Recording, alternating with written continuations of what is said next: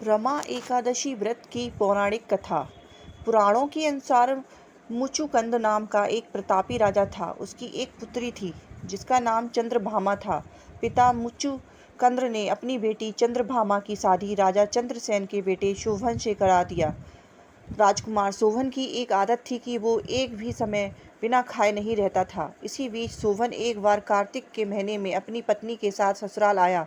उस दिन रमा एकादशी का व्रत भी था।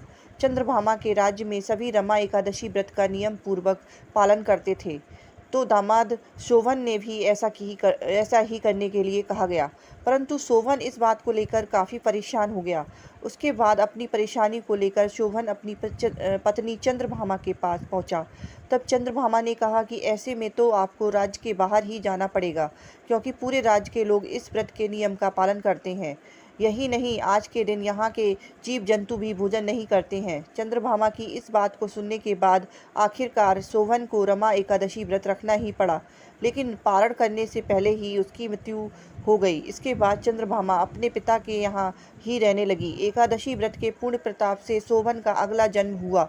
इस बार उन्हें मंद्रांचल पर्वत पर आलीशान राज्य प्राप्त हुआ। एक बार मुचुकुंदपुर के ब्राह्मण तीर्थ यात्रा करते हुए शोभन के दिव्य नगर में पहुंचे। वहां सिंहासन पर विराजमान शोभन को देखते ही पहचान लिया। वहां ब्राह्मणों को देख शोभन भी अपने सिंहासन से उठकर पूछा कि यह सब कैसे हुआ। इसके बाद तीर्थ यात्रा से लौटने के बाद ब्राह्मणों ने चंद्रभामा को पूरी बात बताई।